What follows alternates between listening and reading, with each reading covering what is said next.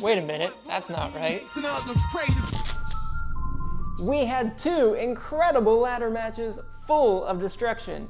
Did McIntyre's prediction come true?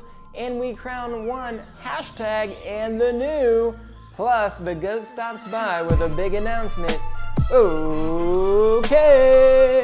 And the news! And the news indeed, we had an incredible Money in the Bank premium live event from Toronto. So let's kick it off with the match of the week, and it is the women's Money in the Bank ladder match between Naomi, Zoe Stark, Lyra Valkyria, Chelsea Green, Tiffany Stratton, and Io Sky. There was so much to it. It was a beautiful train wreck of a match. So here are just some of the highlights. Early on, we had Lyra with a fisherman's suplex on Io that sent both herself and Io onto a ladder. Zoe Stark suplexed Lyra onto a ladder, and Stark then hit the Stark special, where she also hit her own head right in a really tough spot on the side of the ladder. Tiffany Stratton hit an Alabama slam on Naomi that landed her into a ladder, and then later, after pushing Io into the corner, walked up the ladder and then did a swanton bomb onto the floor onto all of the other women. Lyra later did an incredible tarantula German suplex. I didn't realize that was a thing until Corey Graves called it that. While she was hanging from the ladder, Naomi then hit a DDT while she was practically doing a split with one foot on two different ladders. Then we had two horizontal ladders stuck between a ladder and the ropes, and a lot happened from there. Zoe first threw Lyra off of the top of the ladder onto that horizontal one. Then Chelsea landed an Unpretty Her onto Naomi, causing her to crash onto the ladder and then to the mat. And then the move of the night, which was amazing, but also a what were you thinking moment that we will talk about later, where we saw Io do an incredible power bomb of Zoe from the top of the ladder onto a horizontal ladder that wrecked both of them, taking them both out of the match. But this one ended in dramatic fashion when Chelsea had gotten all the way to the top of the ladder, but Tiffy was there to shake the ladder, causing Chelsea to almost lose her balance after she had said that she was afraid of heights. So this temporary distraction may have cost her the briefcase, as then Tiffy climbed the ladder and pushed Chelsea off of the ladder and onto two tables that, amazingly enough, both of them had worked together to set up in the first place.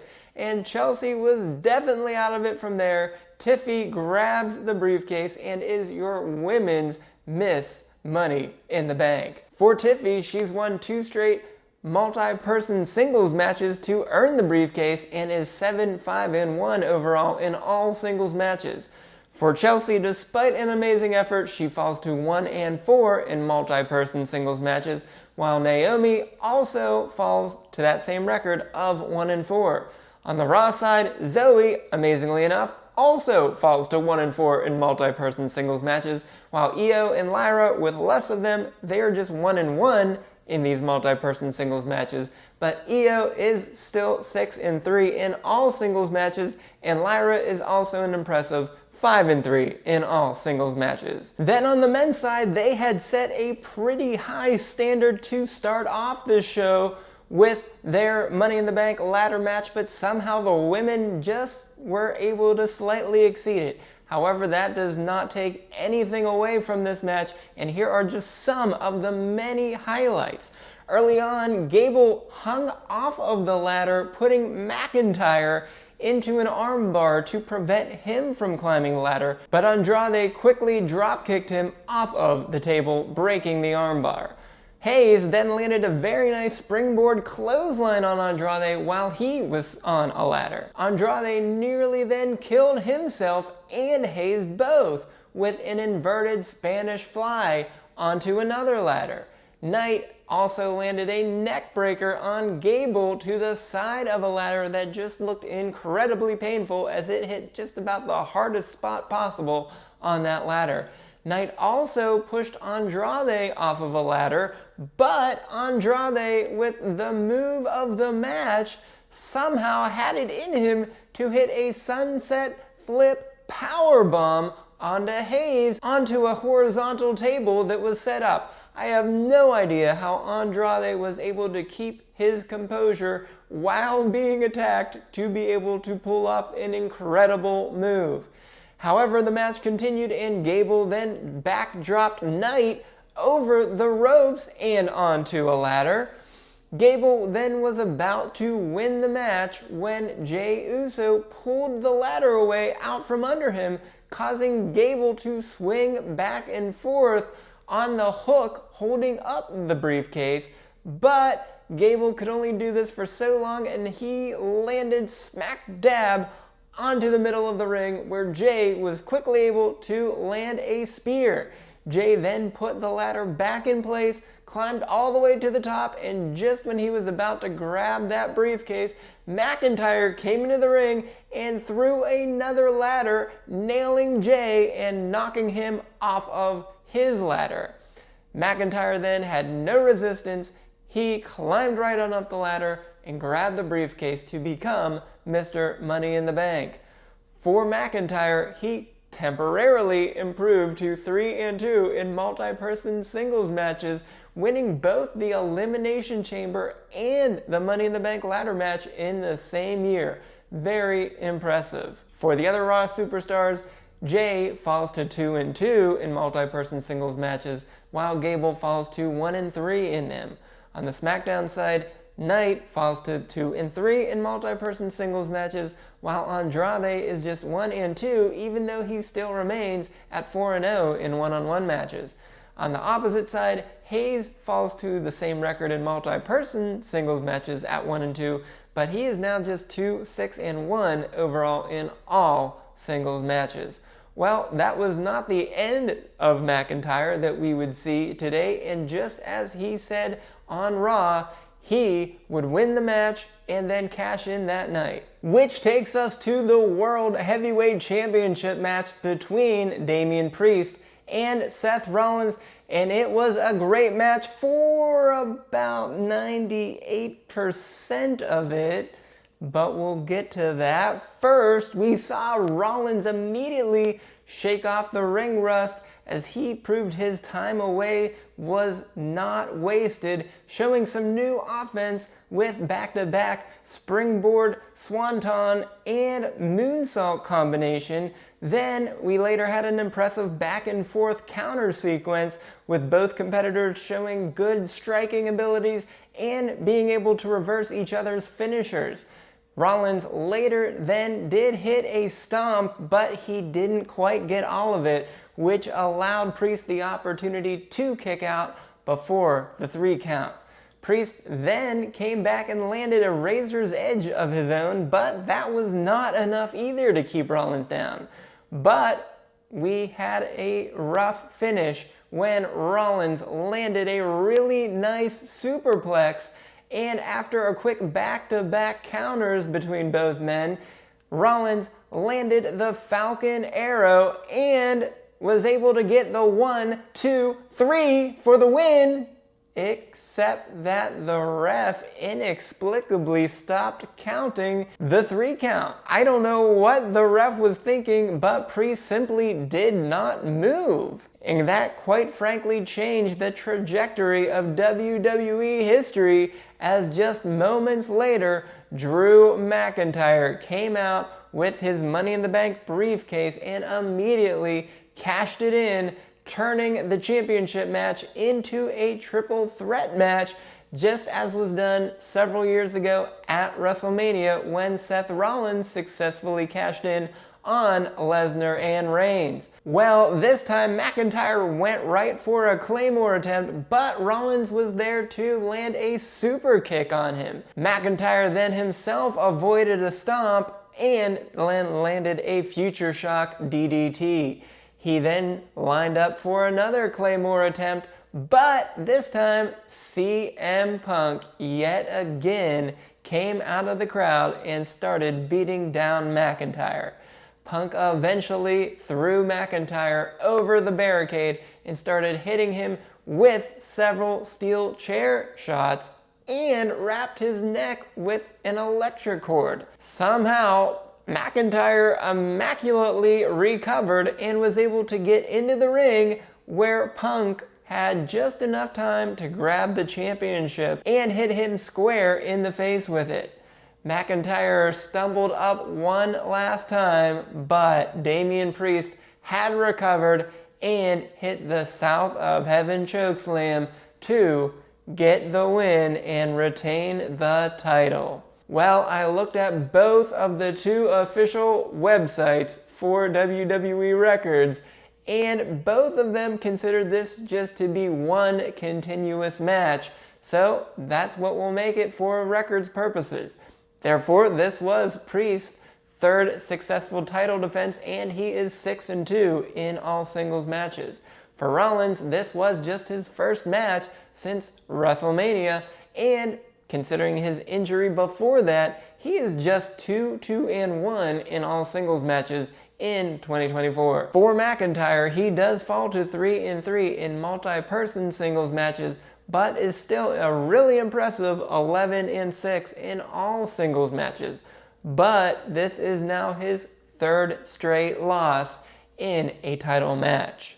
Next, we had Sami Zayn and Braun Breaker for the Intercontinental Championship. Breaker started strong, and in fact so strong that he put his defenses down and let Zayn hit him undefended. But Zayn, after slapping him, then also landed a really nice tornado DDT off of the turnbuckle.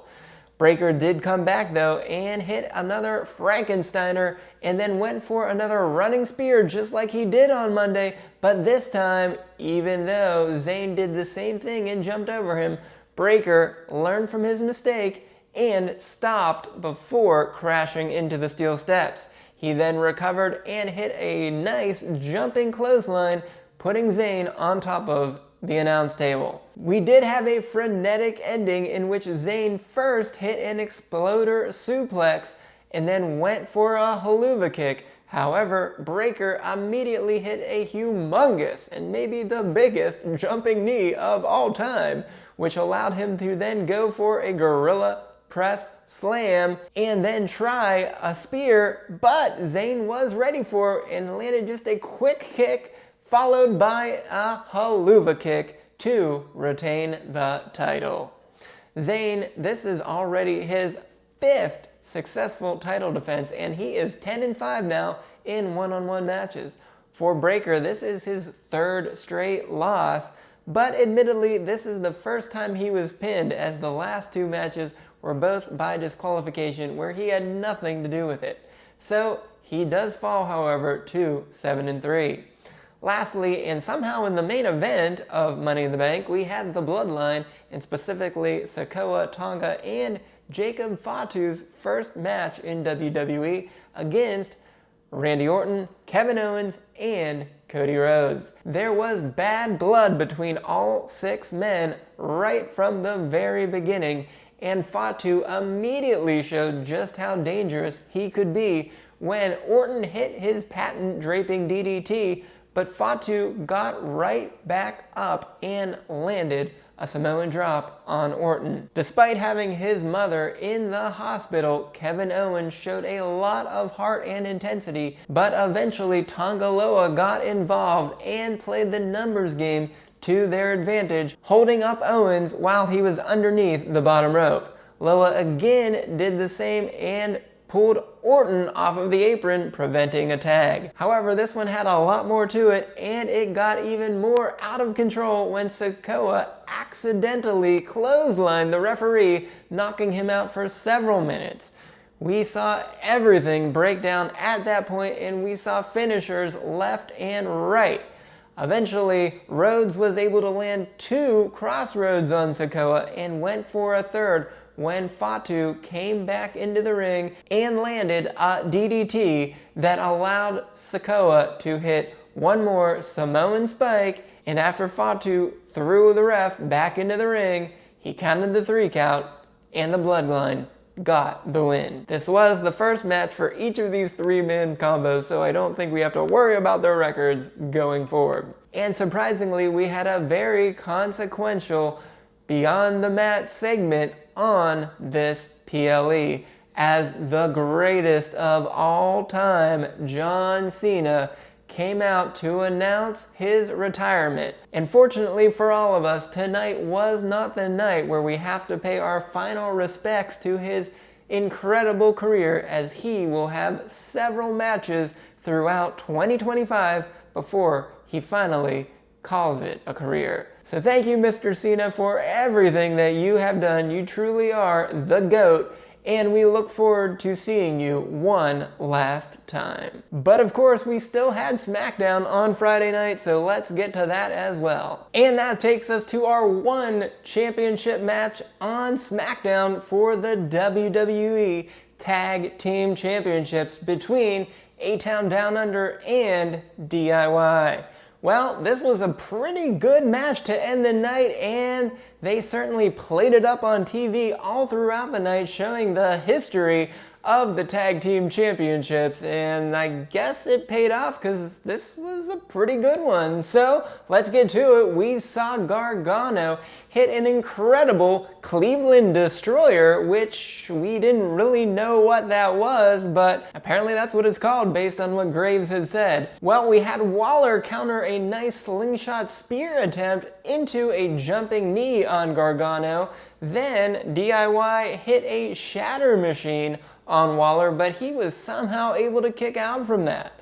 Waller later grabbed Gargano's feet to stop them from meeting in the middle, but Waller then hit an unprettier, but Ciampa was there to break it up. Ciampa then later hit a Project Ciampa, and they again went for meet in the middle, and this time they landed it on Waller, but Theory was there to put Waller's foot underneath the bottom rope to stop the count. But this one ended after Gargano locked in the Gargano escape on Waller, and Theory, even though he could have hit Gargano, instead went for Waller's right arm to prevent him from tapping.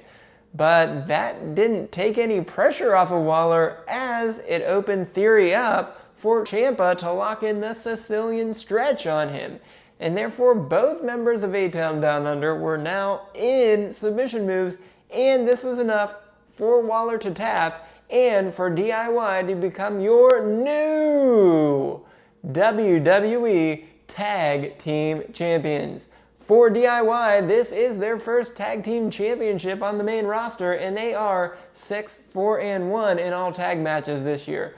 For A-Town Down Under, they must have learned something from the old leader of the Bloodline, whoever that was, can't remember who he is.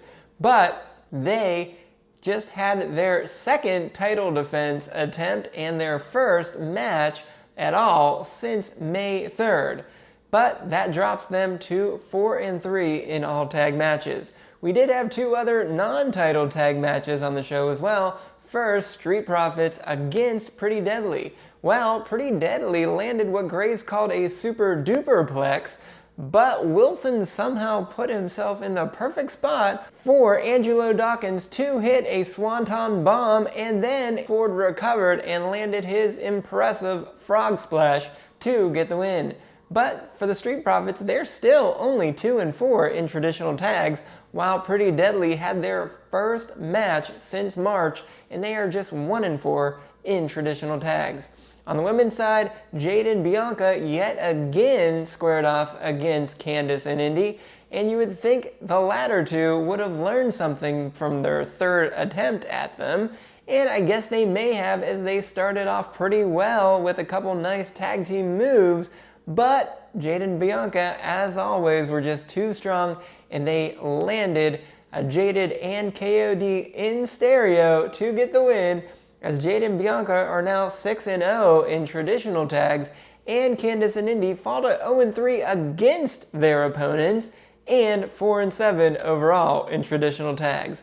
Lastly, we had an impromptu match between Bayley and Piper Niven when Piper attacked Bayley while Bayley was talking to Chelsea backstage, who herself had just interrupted Bayley during an interview segment.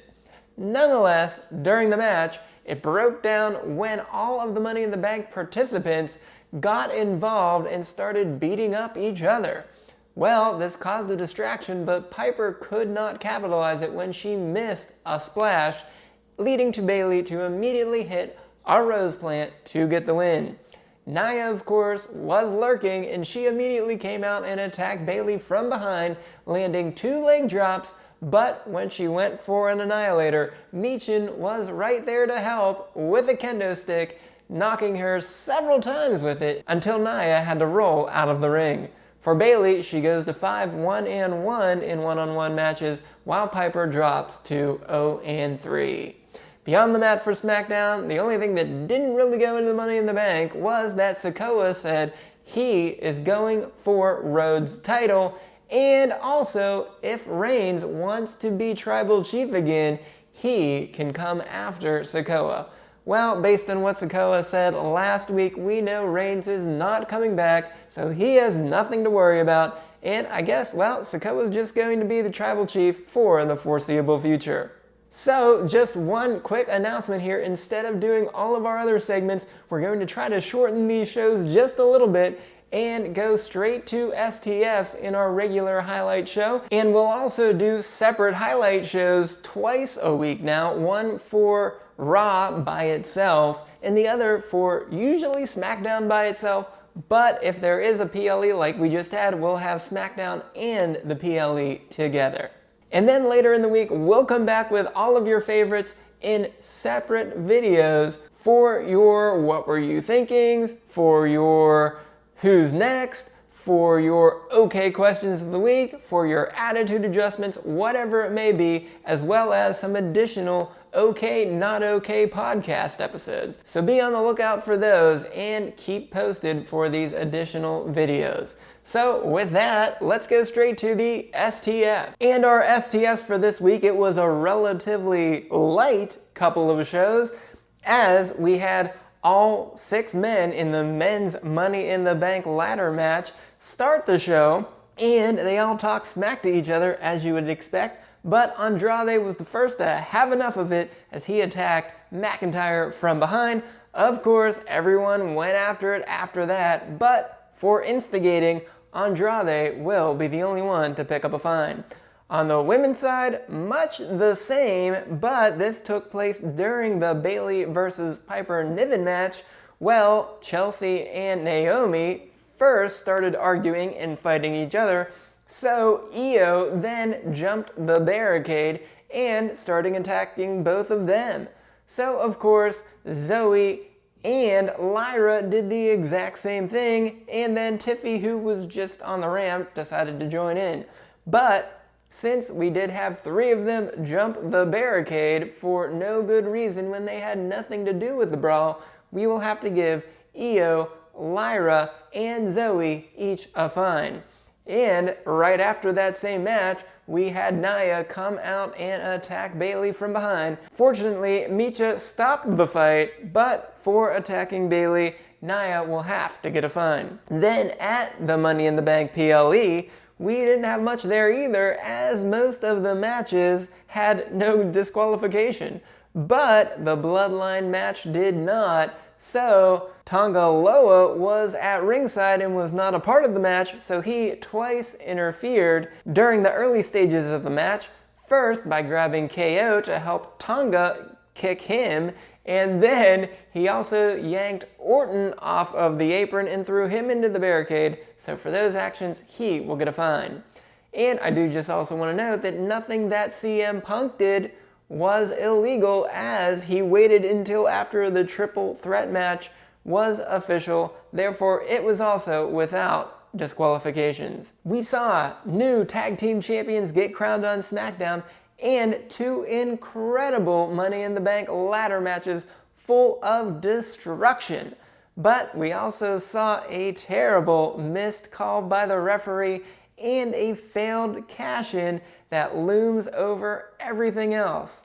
Well, nonetheless, it was a lot of fun to see, so I'm Dr. O'Kay reporting on the WWE, where everything is okay.